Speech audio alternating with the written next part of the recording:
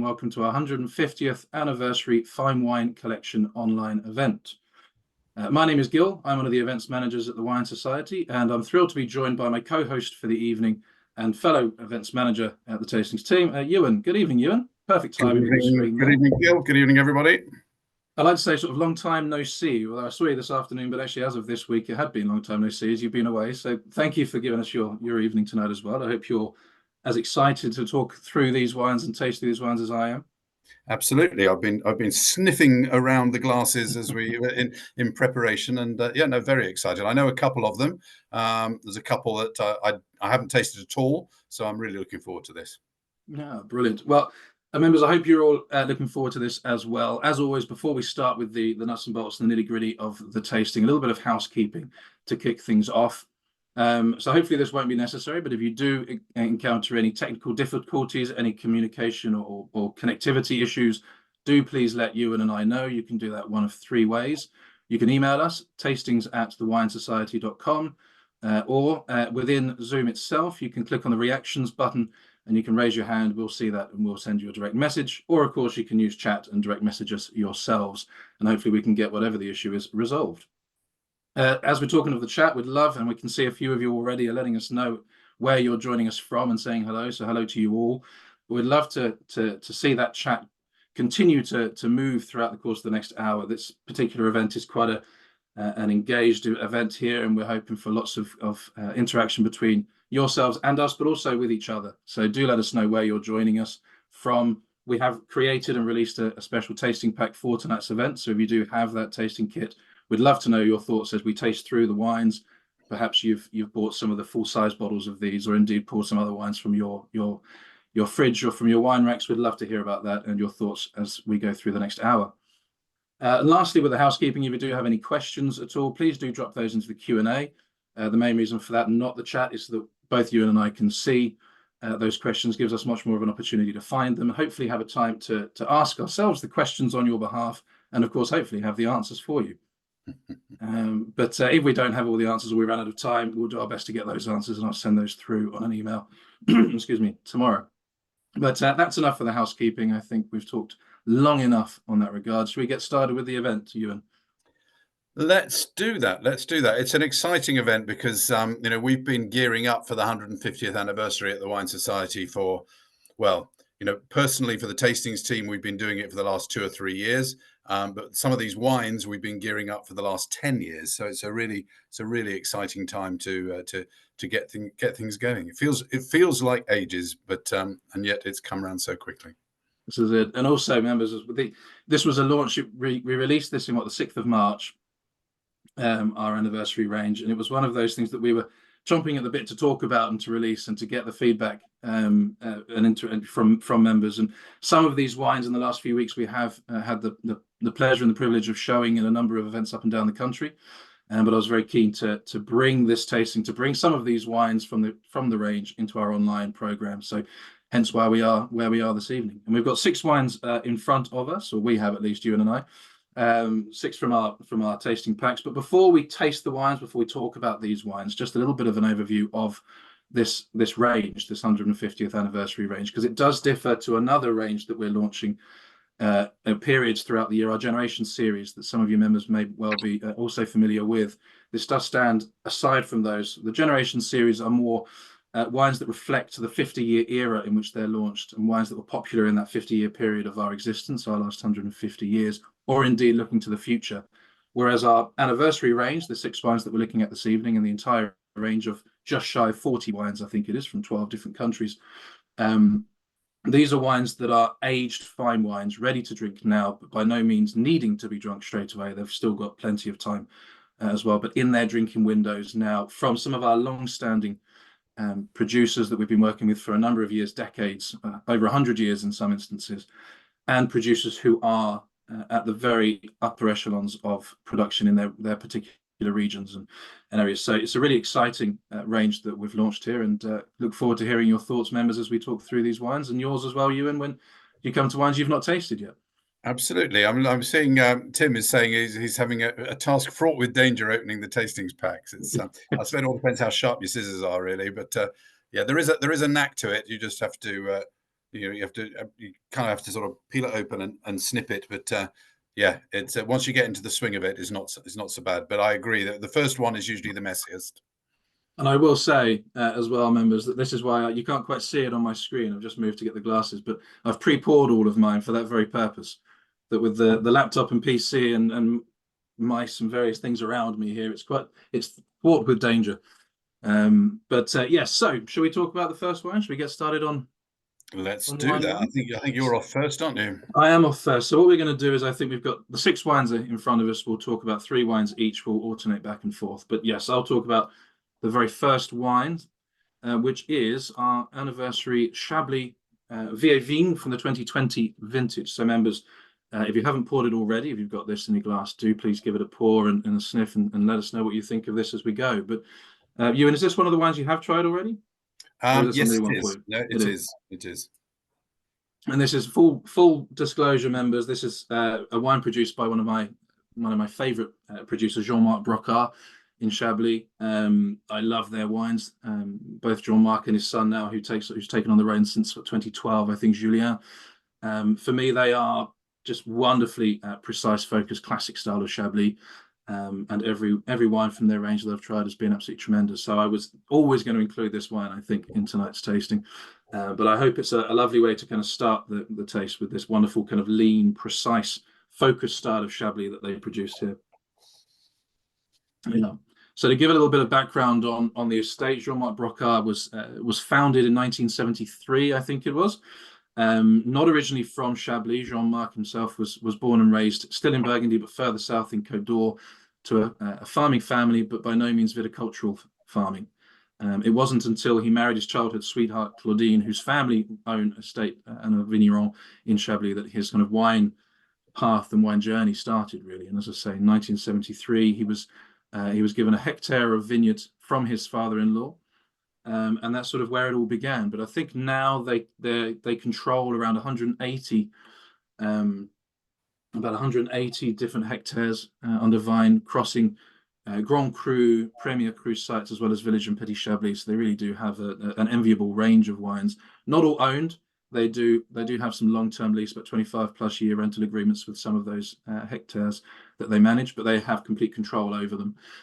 So it is a fairly sizable operation that they have now. But what I love about this wine as well, and when speaking to Toby, our buyer for Burgundy, and he was thrilled, obviously, when Jean-Marc and Julien agreed to produce this wine for us for this particular range, is a wonderful full circle almost. We've been working with the Brocards for nigh on 30 years. And one of the main reasons why we started working with them was the wines that were produced from the very vineyard that this wine comes from, the Malent vineyard. So it's a wonderful kind of, as I say, full circle background to celebrate our 150th with a wine like this that attracted us to them in the first place. It's not a Premier Cru site, as I understand it, but it's very close to Mormant Premier Cru. It is on a hillside, so it's got a wonderful aspect there halfway up the hill, so that prime positioning, but its aspect is more east-facing rather than southeast-facing as a vineyard, so it doesn't get that maximum exposure to sunlight, to warmth. It doesn't produce the grapes that give it that accreditation of Premier Cru, but in keeping with what Toby was mentioning about different wines that are similar in this respect, last week at another event, actually, it offers quite good value for money, I think, in this, that it sits somewhere between your village status, your village wines, and your Premier Cru.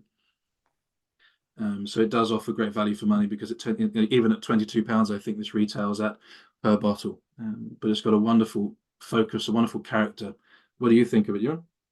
I'm loving it. For the first sip there, the very first time I visited Chablis, I was very lucky to sit on top of have a picnic up overlooking a couple of the Grand Crus, and there was a fresh breeze blowing through the vineyard there. And as soon as I tasted this, it's almost like having a fresh breeze. There's a beautiful, gentle fruitiness to it, a lovely sort of mineral streak, but a real freshness. It was sort of like, I mean, it's been pretty fresh over the last few days here in Hertfordshire. But it was more like sort of, Monday was sort of sunshine and rain, and it's that sort of freshness that really strikes me with this one. I mean, Chablis, who doesn't like Chablis? Well, somebody's going to say they don't like Chablis. Yeah, they will now you've said that. Yes, absolutely. But I think it also reflects its vintage as well. I mean, was it 2020 was quite a warm vintage, and you get that ripe character It's perhaps a little bit rounder and a bit softer than other styles could be. But also in part, it's that Vieilles. So these are Vieilles members, or in English, roughly translates as old vines. And I think the vines here in this vineyard were planted just after World War II. So we're looking at 1946, 1948. So they comfortably, qualify as old vines, certainly. And that gives it that lovely richness and complexity and concentration. Quick question from Philip. When will it reach its peak, do we think? So with this range, and I did ask the question here with Toby actually ahead for all of these wines, but as we said, the range is designed to be released when they're at their peak, so when they're ready to drink now. Depending on how you like your Chablis over the next few years, it will certainly develop a little more honeyed nuance. It'll become a bit richer. It'll sort of smooth out and become a bit rounder as well. But we have a drinking window here, and I did make a little note of that, so bear with me as I look just beyond my screen here. Drinking now for another 4 years, 2028, we have our window. So it will develop from this, and as I say, a little bit less of that wonderful kind of tart apple character and a little bit more honey. Yeah. Do you have a bottle on you? You know what? I don't have a bottle on me, but I do have the bottle shot. Yeah, well, if you could put the bottle shot up there. Sorry, Roger. We've got our tastings packed rather than clutching the bottles. But if you've got a bottle shot, then we Let can me put do it that. up, because they all look they've all got this style of label with the different names on it. And while you've got the bottle shop and the label up there, Tim's asking what the alcohol level is. Oh, 13%. Says 13. Yeah. Let me just bring up that now. There we are. Here we go. So yeah, quite a classic label. It's actually, the labels actually of all this range are based on sort of a wine society list, one of the earliest lists that we have. I think the earliest one we got back is 1880, and that's based on the front cover of those earliest lists. Two robed ladies in sort of bacchanalian attire, clutching onto the wine society, really, and aren't we all? But yeah, so 2028, that's one thing that actually is not on that screen, but drinking from now to 28, and yeah, 13% ABV on the particular wine. Cool. Yes. And they do, like, I believe it's a sort of stainless steel in terms of its fermentation. They do have some of their wines do see oak, one or two of their cuvées see a bit of oak, and they're also experimenting a little bit with concrete sort of egg-shaped vats as well. But if they do use oak, it's old oak. It's minimum of 4 years, I think, 4 or above, so that it's not to impart any oak character and flavour at all to their wines. But that's part of what I suppose I really like about their wines, is that that dedication to the stainless steel and allowing those lovely mineral and green fruit characters to really shine. Excellent. Yes. That's very good. So I'm heading out after this tasting, so unfortunately I'm having to spit because I'm driving off after this. But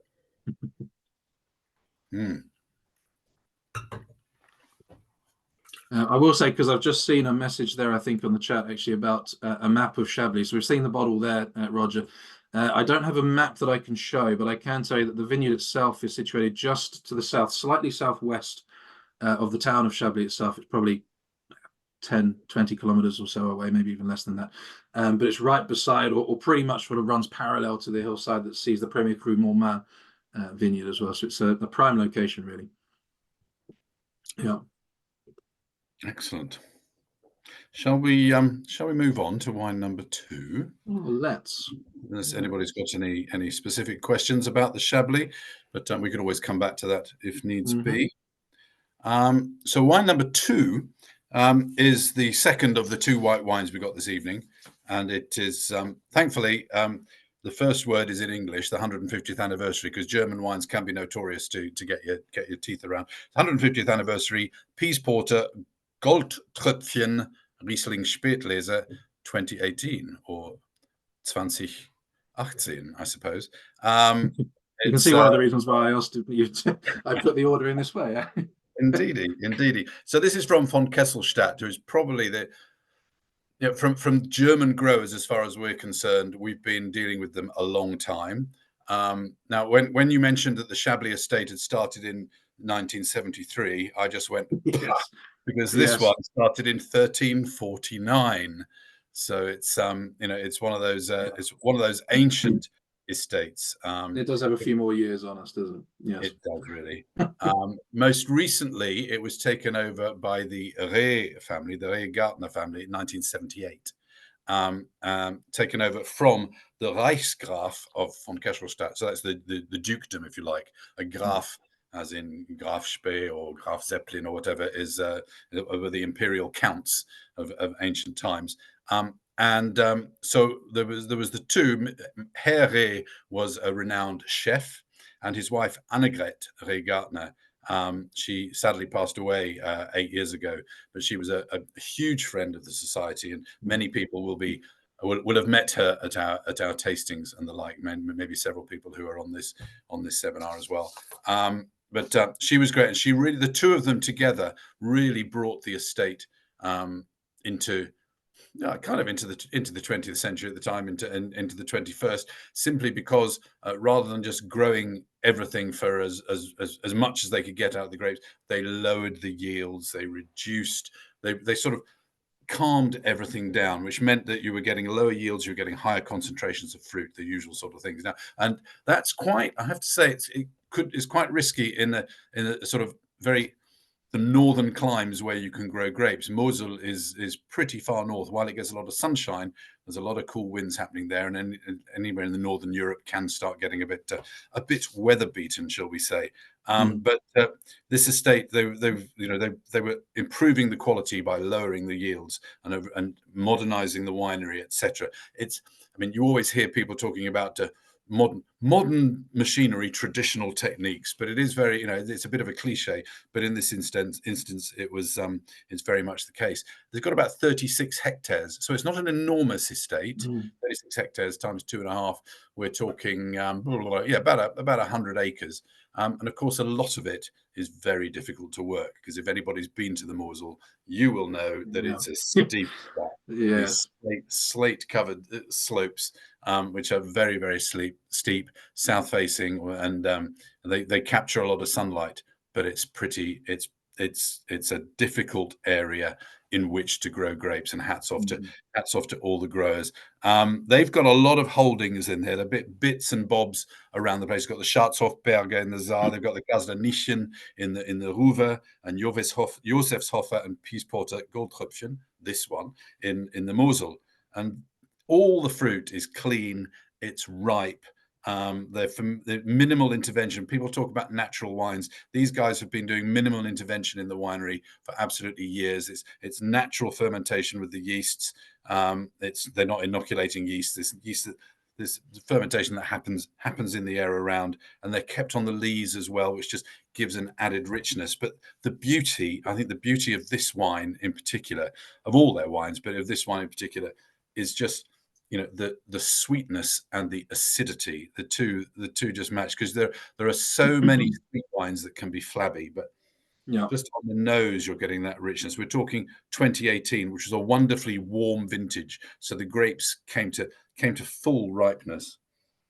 There was a warm and dry spring. It was ideal, and I'm just reading what they were saying here. Yes, they say, well, I love this. This is probably a direct translation from the German, but it's beautiful. When harvest time came, nature spoiled us with heavenly conditions, which are, himmlische Kondition. It's fantastic. Unlike the hail that's just started beside me, beside the camera here. Well, that's what you get for living in East Anglia in the spring. It's Cambridgeshire for you. Yes, and this one is, you may have mentioned it, because it's lower alcohol, of course, here in Spatlese. This is 8%. It is. It's only 8%, which means you can drink almost twice as much of it as you can the Shiraz from later on. But it's, I think, and I'd agree with Peter, remarkable value. I'll share the screen here as well. So carry on, but I'll just share the. I'm talking so much. I need to taste it myself as well. I can't now see the. It's only 8%. That'll be my one and only swallow. But yes, question about the food that it would go with. Yeah. It's a great cheese wine. White wines and cheese, I'll shout it from the rooftops rather than red, more often white, because if you've got a cheese that's a little bit acidic, then you're going to get acidic wines will match with those. You don't want too much contrast, although if you've got a little bit of saltiness, the sweetness in that does actually they come across as a foil together. It's just really fresh. The cheese that they suggest is Fourme d'Ambert, or a blue cheese, just because you've got the saltiness and the sweetness. I mean, we know about Sauternes and Roquefort. This is less so because neither the wine nor the cheese are as sweet or as pungent, but it's the same kind of idea. But also, and you won't be surprised to hear, Riesling and curry. Something that's spicy. Very often you'll get sweet. When you go to your local Indian restaurant, you'll usually have a beer, I suspect. But very often, Mathias Rosé used to be de rigueur, and that's because it has a slight prickle, but it has that sweetness, which tends to sort of is an excellent foil to the blankets the spice, doesn't it? Yeah. Absolutely. There are others, because I always love, and I think this style is rich enough, but there's enough freshness, and it goes back to, for me, the kind of a descriptor of fine wine. It's not so much about the price necessarily, although that factors in, but I know price is often sort of talked about with fine wine. But for me, it's sense of place, it's sense of vintage and grape variety, but above all else, it's balance across the board. So you have the balance of that sweetness from the residual with the acidity, the concentration of fruit. But this could pair with quite a number of main course dishes. I'm thinking, kind of white meat, I suppose. I often, when people say, what are you going to drink Riesling with, particularly when it's off dry or medium like this one, you think, well, I say medium, it's 71 grams of sugar, which is quite high, but the acidity really attenuates that. But I always say that Riesling is like your applesauce.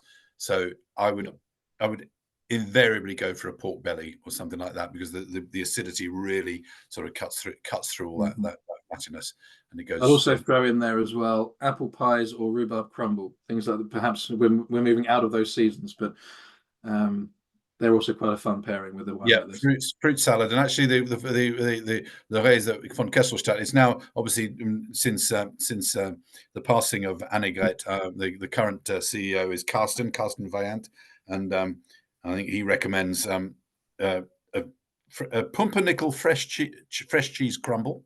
I think we could all sign up to that with yellow fruit, or indeed just as a dessert wine with cheesecake.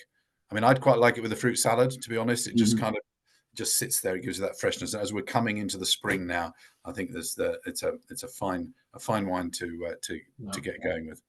But no, and then finally on the food, because I've just seen here in the Q&A, definitely Thai food for me has been mentioned, and I think when you mention curries or spicy foods, that's normally where I go with these sorts of wines. Is the Thai or sort of Chinese spice, those sorts of curry dishes.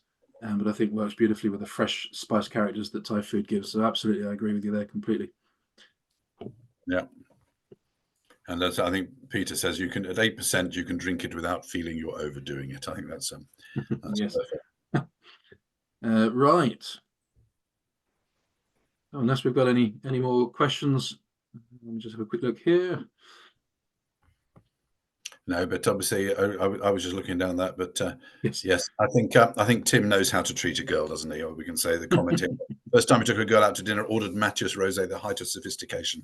We were all that age once, but and Peter's statement there as well about what food goes with your wine, asked to an Italian producer via food that you like, is also another answer that I often say. If you like the food and you like the wine, invariably they will be enjoyed. Yes, those of you, some of you will know Sebastian Payne, our former head of buying, and he was very much talked about food and wine matching, not being a mysterious art, but just being, forget it, just drink what you like and eat what you like, and you'll be a happy bunny. Yep.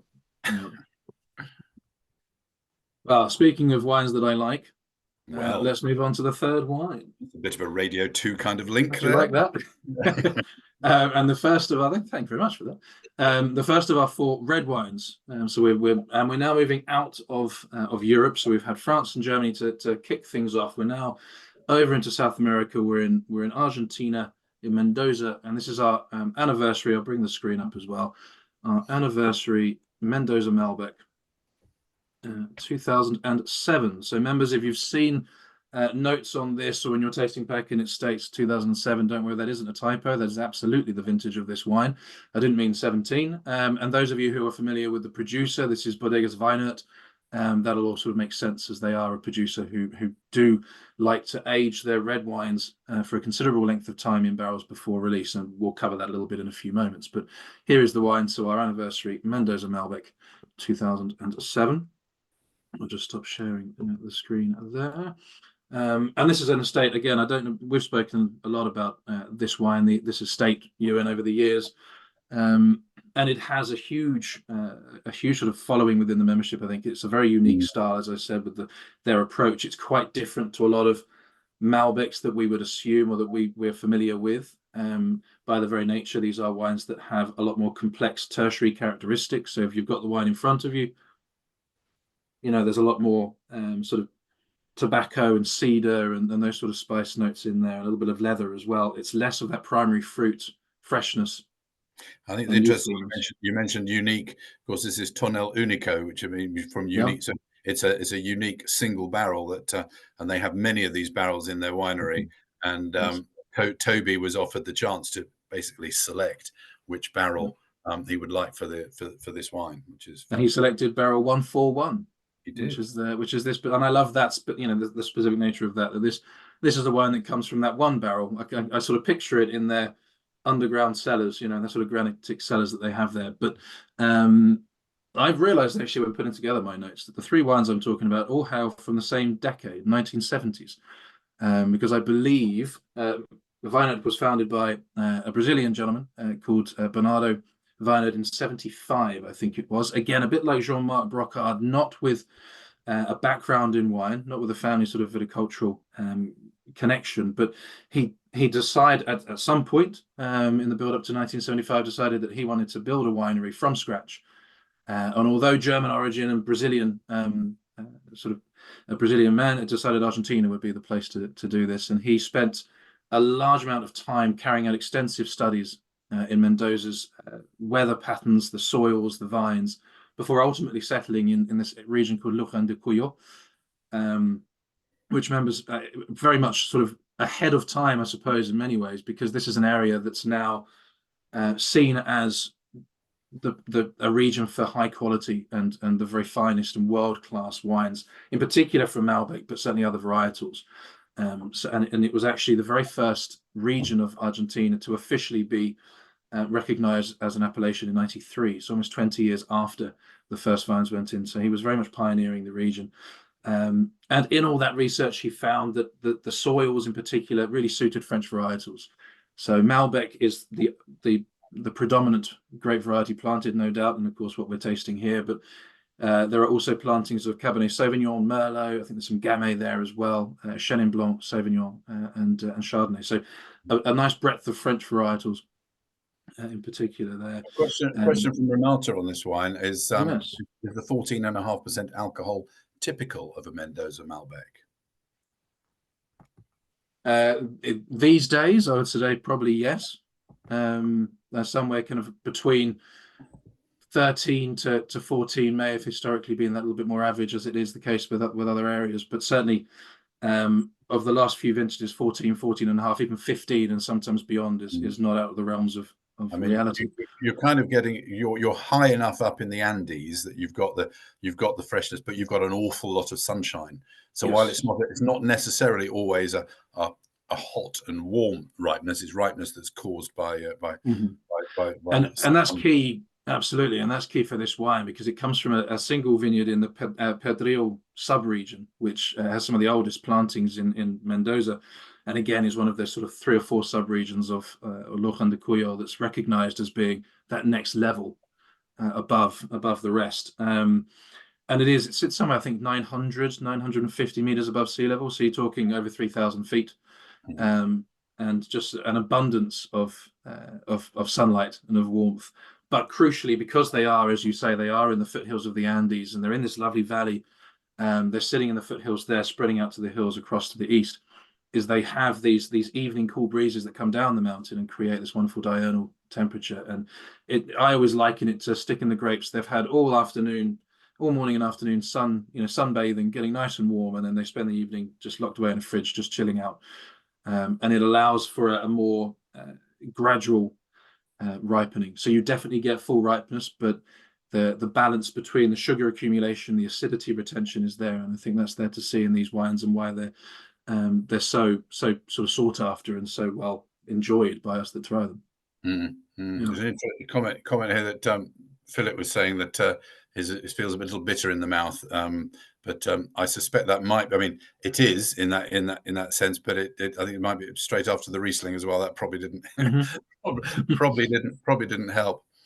It was something, we mentioned this just before we started, in terms of the tasting order. Something had to follow the Riesling. The Riesling and the Chablis kind of chose their own position based on style. But so this wine, 2007, it was hand harvested, fermented in, I think it's cement tanks, if I remember rightly, and then immediately put into this large 141 tonnelle, this large French old oak barrel, and put into their wonderful kind of 7 meters below ground, this underground cool granite cellar, where it's aged in that barrel for 15 years until bottled in 2022, and then, as I say, released on the 6th of March this year. So it's seen a journey to get to where it is now, but there aren't many producers around the world, I suppose, that have the opportunity to produce wines in this way, the space to do it, but also the skill to be able to maintain the quality and to keep this wine in the condition in which it needs to be, and which it is. And the cash flow. And the cash flow, yes, indeed, yes. You are tying up a lot of capital, but I just think this wine is opening up more now as well as we're talking, and it's in the glass and breathing a little bit. But it's such an amazing wine, and still got a lot of time left. I think the drinking window is from now till 2036. So again, a wine that will continue to develop a little bit over the next few years. And am I right here as well? I could be wrong, but I think we've also bottled this in Magnum. I think we have, yeah. So if you prefer a Magnum size to a standard bottle, this is also available in that format as well. Those of you, we was mentioned in the chat about our 150th lunches that are coming up in September. I think those of you who are lucky enough to have nabbed a ticket in the ballot may well be tasting this from Magnum in September, but don't quote me on that. I'm just reading here as well. Certainly, sort of Musar is very much kind of, we're liking this wine to others in terms of the style and the approach for their red wine. Chateau Musar, Rioja Reservas, Grand Reservas, those sorts of wines that do spend quite a considerable amount of time in barrel, but they are still, whilst similar, I suppose, because of that approach, they are very much unique. They're not trying to be like each other. But I suppose, the style is a little bit like that. I suspect this wine, for some people who find Musar a step too far, which I certainly don't, but they may find that this wine is a sort of, it's sort of halfway there in its style, but it still feels a little bit more traditional, maybe in its flavor profile. It has that little bit of farmyard, doesn't it? That little bit of kind of Brett character. But for me, and I don't mind a little bit of that, and I very much know lots of people who don't like any of it within the wine, and others that have a higher tolerance, I suppose, or a higher desire for it. But for me, this hits the balance there. There's that little bit of it in the wine, just to add a bit of complexity. But it's still got a wonderful, I think it's still got a great deal of fruit in there, as well as those tertiary notes of tobacco and the cedar and leather. Yeah. Cool. Right. Shall we come back a little bit transatlantic? So I'm also just looking at the note there about Magnum of this with tomahawk steak. That sounds like nice. A fabulous plan. Yes, Tony, we'll all be round to yours as soon as the weather permits. But farmyard and leather, yes, that is an excellent mix. The thing is, there's some wine descriptors when you put together and people go, "What?"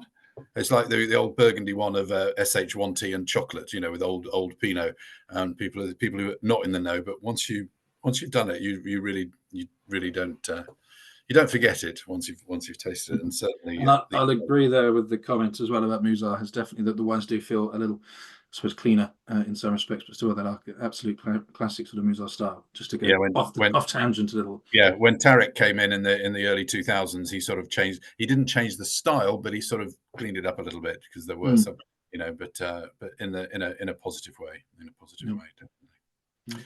Cool. All right, shall we move on to wine number 4? That's a tad more traditional, shall we say, than the previous one. We're coming back over to France, into Bordeaux, which is kind of wine society heartland, really. This is the Society's 150th anniversary, Saint-Emilion Grand Cru 2016, and it's 13.5% alcohol. So not overly high, because some of the Bordeaux wines are coming in a little bit higher these days. Gone are the days of Bordeaux wines being 11.5 to 12.5. Winemaking techniques have improved, ripeness has improved, etc. Things are getting warmer, so in general, it's the alcohol levels are coming up. But 13.5 is pretty reasonable for these days, kind of in the middle of what we can expect. It's made for us by Chateau Corbin d'Espagne. In the Grand Cru area of, it is a Grand Cru of Saint-Emilion. We've worked with them for a long time, and we've been seeking out our growers over the years to see who we think would match our requirements for these 150th anniversary wines, and we were absolutely delighted when François d'Espagne said yes to this one. A bit like Kellogg's, he doesn't make wines for anybody else. This is the very, very first own label wine he's ever made. Maybe the very last too, I don't know. But yeah, so he's 2016 vintage was just a cracking vintage. If you look back over the last 30 years, it's definitely right up there as far as I'm concerned. It was just one of those vintages that everything sort of stepped into. Whoever's talking is like a sneaky peek of the Rioja. That's very naughty. We're coming. That may have been me. Did I put up the wrong slide to start? Yeah, there we go. But yes, Francois was great. We worked with him. But this is a unique blend for him because the winery, which was found, again, we're going back in time, 1812 was when the winery was founded. That's an overture to something or other, but sorry, I'll get my coat. But the winery now has a plantings of 75% Merlot, 24% Cabernet Franc, and just 1% Cabernet Sauvignon. Obviously, you're on the right bank here, so Cab Sauvignon, don't find it too often. And this the actual blend, that's the blend in the vineyard, that's what they're growing. The blend in this wine is an 80-20 blend of Merlot and Cab Franc. But it's just, I mean, I'm looking at the color, and we're talking, what is it, 8 years old, and it's still a very, very healthy crimson. It's not showing any development, any age there. It's just, yeah, it looks like it should. 50% of it was in French oak barrels, new and used, aged for 18 months, and the rest of it was in stainless steel. But for me, it just, this is proper right bank. It's Saint-Emilion, bordering with Pomerol. They've got 30 hectares here on a mix of clay and sandstone. But Francois has taken these 30 hectares and he's analyzed them painstakingly, geologically, and he's ended up with 53 different plots. So he'll vinify those plots separately. And then, so when we say it's 80-20 Merlot, it's not as simple as that, 80-20 Merlot. If he's got 53 plots, it's 2% from this plot, 4% from this plot. It really is a painstaking. And I've been lucky enough to be in the winery with Francois when he's putting these sort of things together. And it's great.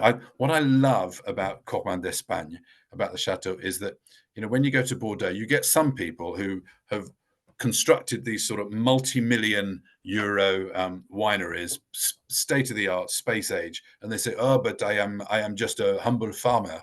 Yeah, right. You're a humble farmer with all of this. Whereas, what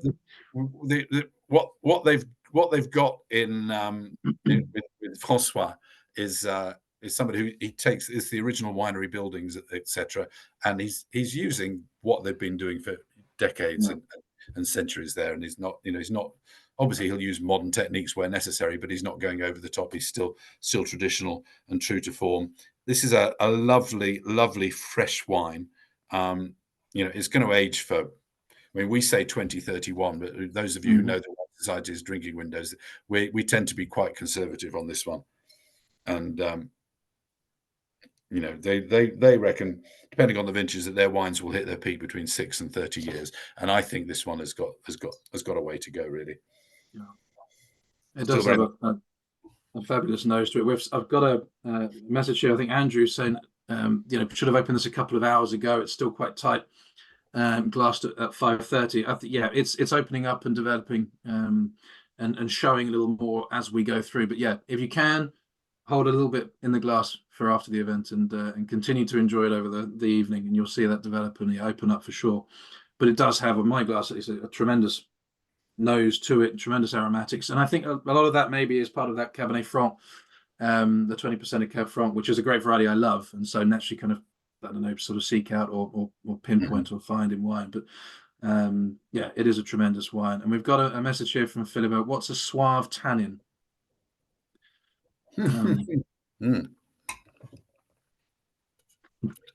It's what I'm just experiencing at the moment. I mean, it's very difficult to have tasting notes that don't repeat themselves. People talk about silky tannins. I'd probably be more inclined to go that way, but there is a grippiness there. It's smooth and grippy. So maybe is that a suave tannin? I don't know. I think we mentioned suave tannins here in the notes, I think, for the wine. Yes, no, we do. For me, it's almost texturally, I'd go almost like a suede tannin rather than suave. It's kind of because it's soft. Yeah. It's soft, and there's a slight beginnings of a slight leatheriness there, but there's a lot of texture to the palate as well. But yeah, I don't know. We need to ask buyer Tim what he means by a suave tannin, or our copy team. It may be them too. So we'll have a look. See if we can get that answer. Yes. Tim says a proper claret. I think you're right there, Tim.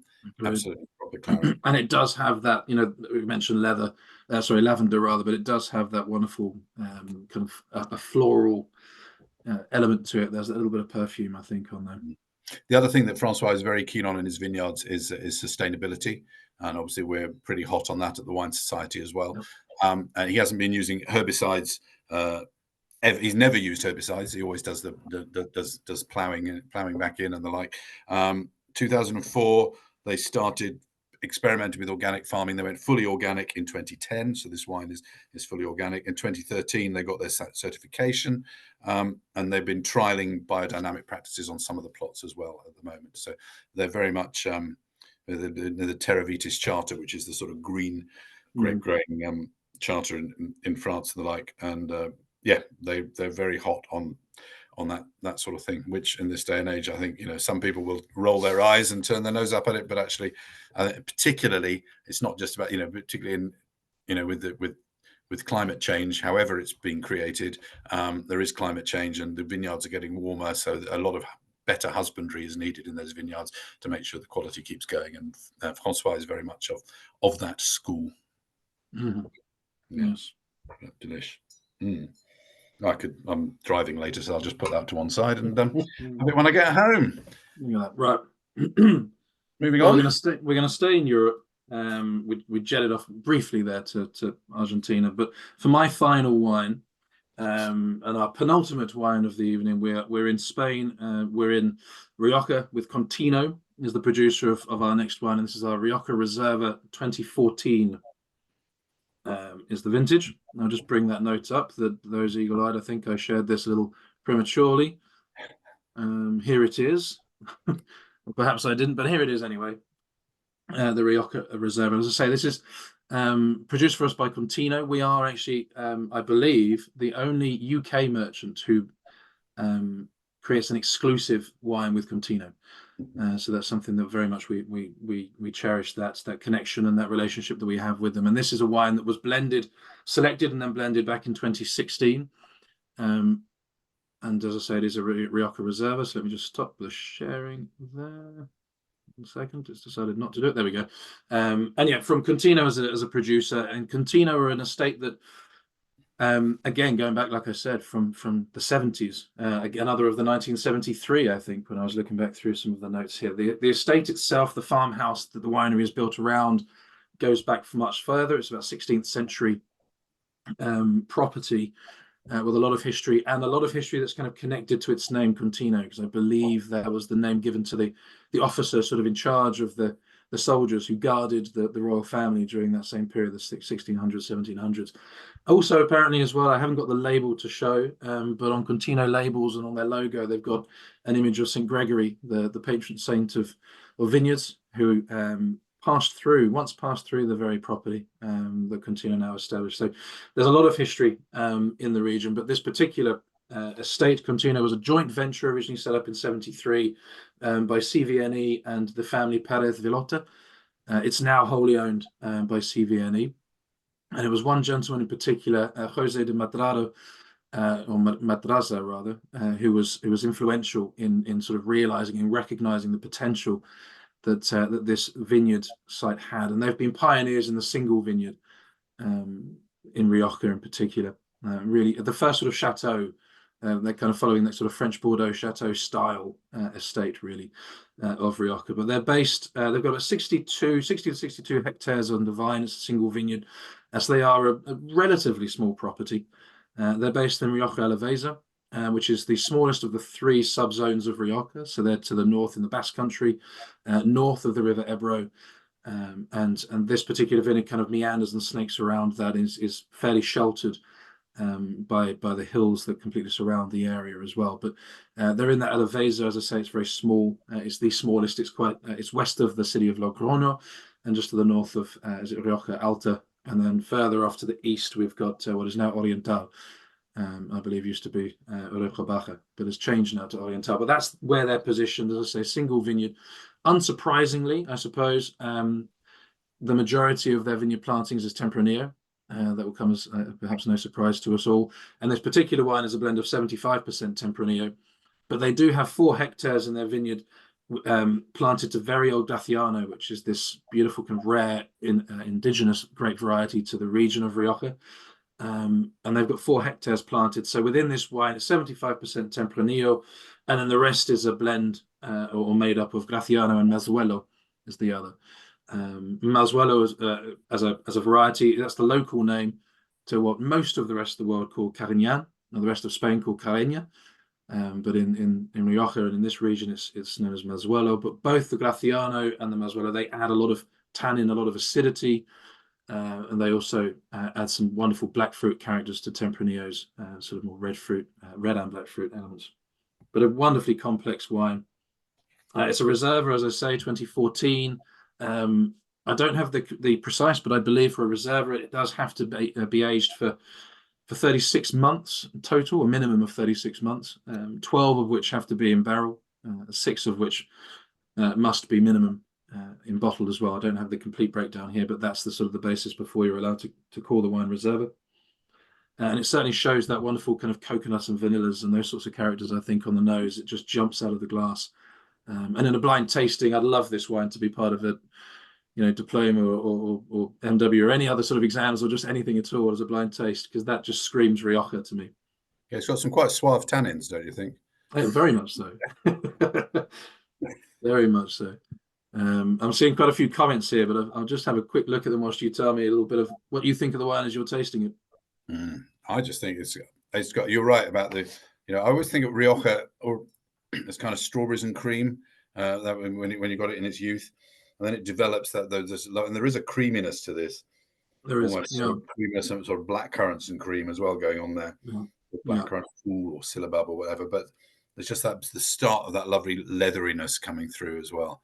I was very lucky back in, oh God, when was it? Must have been about 2014, 2015. I went to Rioja on a conference, and there was a group of us hanging back afterwards. The conference had finished, and a group of us hung on and got a local restaurant to open up because there were 24 of us. They weren't normally open on a Sunday, but they could see see good business when they wanted to. And they locals in Rioja tend to want their wines young rather than old.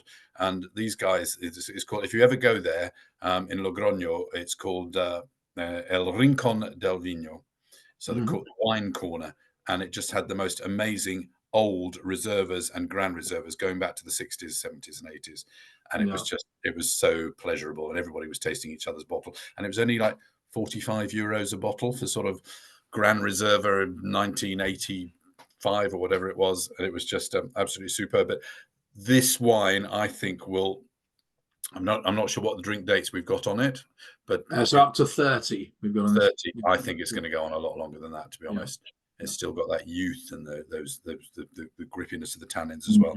I think it's going to be great. I always love Contino. When I visited the first time, when Jesus Madrazo was the winemaker there, and those of you who know Contino, one of their most famous single vineyard wine is the Vinho del Olivo, because they've got this very ancient olive tree sort of stuck in the middle of this vineyard. And I asked Jesus how old the tree was, and he said 928 years old. And I said that's very precise, considering how old it is. He says, how do you know its exact age? I said, well, when I came here, the first thing I did was say, how old is that vine? And somebody said, oh, it's 900 years old. And I've been here 28 years, so it must be 928 now. But, yeah.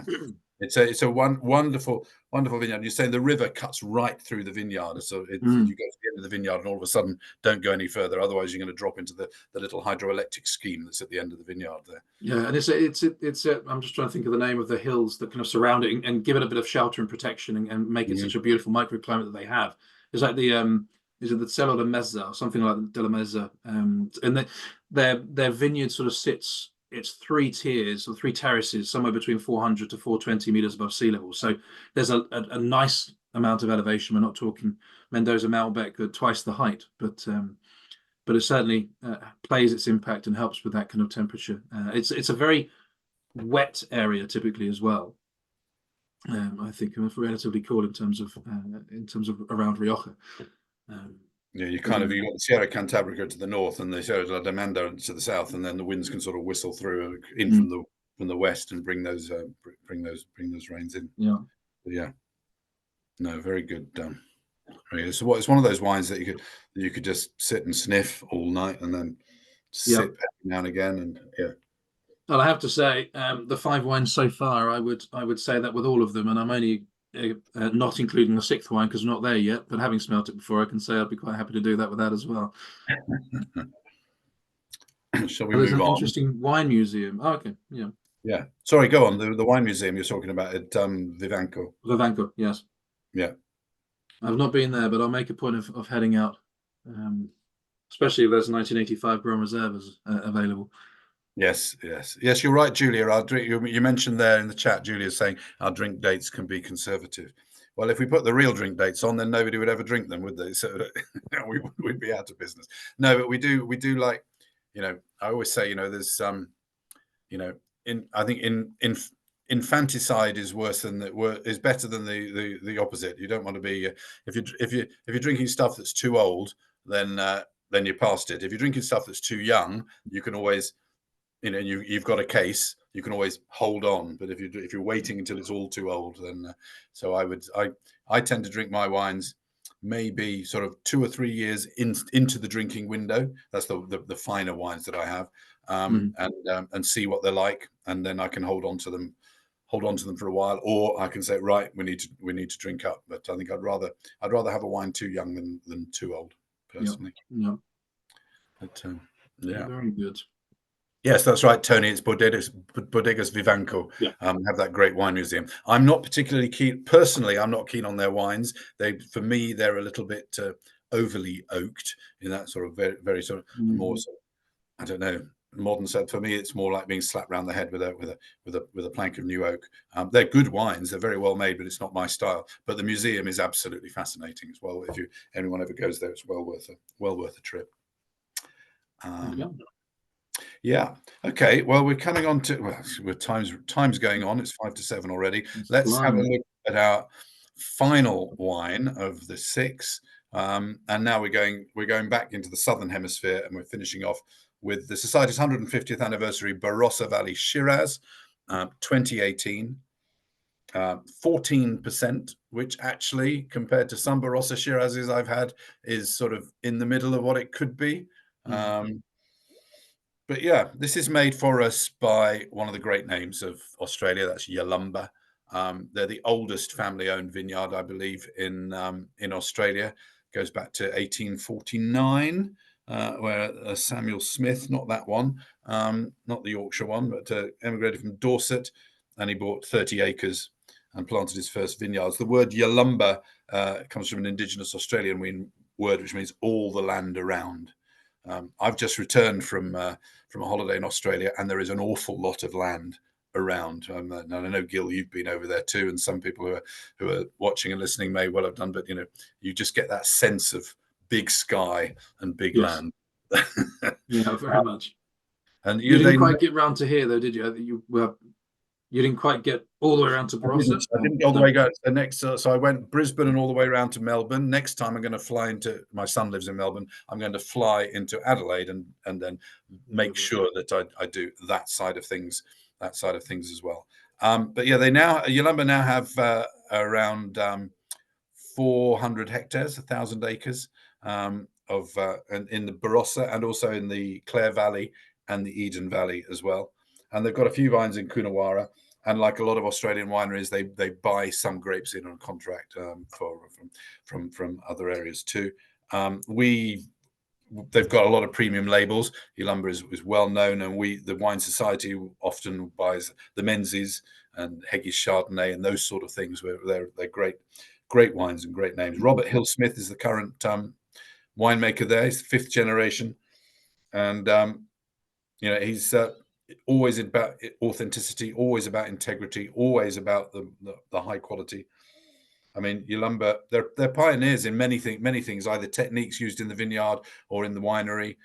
They were the biggest pioneers on the Viognier grape, for example. With Shiraz stroke Syrah, Viognier, I guess, is a sort of a natural follow-on, also being a Rhone grape, but they are. And this wine is 2018 vintage. And when you think of Barossa Shiraz, you think of being smacked between the eyes with fruit and oak and all the rest of it. Things that it takes a while to settle down and a while to age. This one is done in a different style. I have to say, 15 months in oak, but only 8% of it is new. So all the rest of the stuff you're just getting.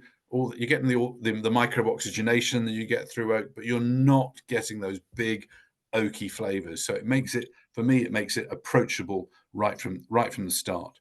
We talk about drinking to 2029. Yalumba talk about drinking it for another 10 years as well. I'm going to say you pays your money, you takes your choice. You do. You pays your money to us, and you take your choice between their opinion and ours. But so it's from the northern part of the Barossa, which is kind of the older geologically. Is the oldest part, 200 million years are the rocks, and it's one of the earliest areas as well. It was way back when, as I said, we're talking 1849 that the estate was founded. It's one of the earliest areas where they were planting vines as well. So there's a lot of history there. And yes, Gareth is saying there a hint of Northern Rhone. Definitely, yeah. I agree. That pepperiness and that sort of bramble fruit and what have you. And we were talking a little bit, weren't we, sort of off camera just before the start on this wine. And it's to Gareth's point there about that kind of Northern Rhone Syrah, that slightly fresher, peppery character that you get in those wines against that kind of sun-baked, warm, beautifully ripe style of black fruit characters you can get in some of the Shiraz. There's got a little bit of both in there, but there's definitely some freshness and elegance within the wine that just makes it utterly gorgeous to drink. And so we were trying to sort of deduce whether or not there might be a little bit of higher altitude, sort of higher up the valley. Possible. I couldn't work that one out. What I love about this wine, it's a wine that when on the palate is definitely in two parts, because it's got all those Rhone flavors, but on the back palate, right at the back, that's when it hits you between the eyes, and you know that it couldn't be from anywhere else except Barossa. It's got that, what you expect up front, you get back. So there's a lovely sort of a journey, if you like, on the palate with each mouthful of that freshness and the smoothness, and then at the back, you've just got that little bit of grip and that little bit of spicy, sort of sweet, spicy kick there, and peppery kick at the back. It is tremendous, but delicious. I mean, it was a great vintage. It was 2018 was a great vintage, dry and warm throughout the summer. You might think, well, of course, it's always like that in Australia. Not always. I can tell you, the last 3 weeks, extremely wet. They were very grateful to. Depending on where you are, some areas the conditions were quite tricky this year in Australia, but they had a good time. Everything was in by Easter. from the Reds' point of view, and which meant that the ones out in South Australia around here, they wanted more rain. The ones out sort of Hunter Valley and on the other side, they got a little bit too much rain over the time. But it's 2018. So that's 2024, of course. But 2018 was a fabulous vintage. Yeah. We've got a question here from James as well. Is it 100% Shiraz, or are there hints of Viognier in there? That's a very good question, and I'm looking at my technical details here, and it doesn't say, and I suspect Australians would generally say that sort of thing. They give their technical sheet very, very detailed and give the exact proportions. So I suspect it is 100. I know what you mean. There's a feel to it, and that again, it's that freshness. It's not maybe completely typical, but pretty much it's 100% Shiraz. Yeah. And I agree there. I'm not sure if you've seen the chat, but Andrew has put, classy, or surprisingly to me, classy. I completely agree. I think this definitely has that class and finesse and elegance. But as you say, still absolutely of its place. We know that this is a Barossa Valley Shiraz. Yeah.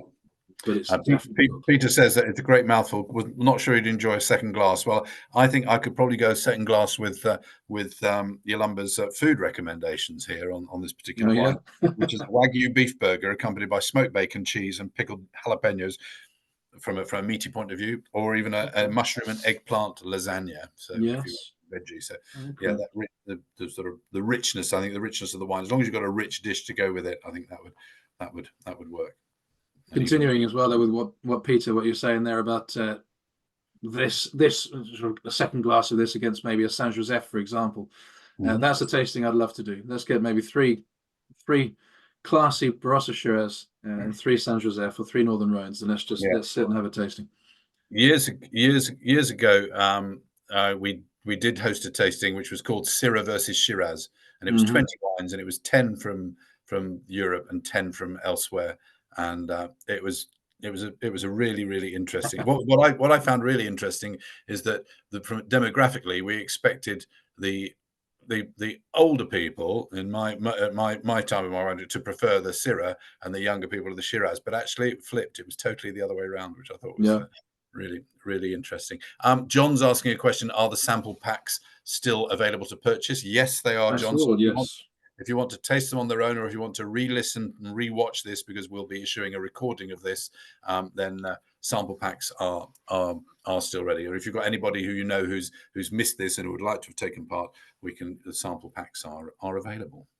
Absolutely, and I'll include the link to that page as well in an email tomorrow. But Mark's saying here, not many these days that call themselves Shiraz outside Australia. I think that's right. Even the South Africans are going more down the Syrah route, and the New Zealanders. I always used to say that in Australia, if it was under 15 quid a bottle, it was Shiraz, and if it was over, it was Syrah.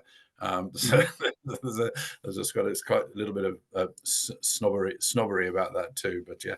Well, I think there's a lot of kind of, it's stylistically, it's a little bit like Pinot Gris, Pinot Grigio. It's two very different styles. If it's Shiraz, then you are more on that. It's ripe. It's a warm style of wine, regardless of where it happens to have been produced. But this is very generally speaking. So lots of lovely ripe plump fruit characters. Less of that spice, less of the blueberry, a little bit more black fruit character. But if it's a Syrah outside of the Northern Rhone, you tend to get a little bit more of that, perhaps in a cooler climate. Excuse me.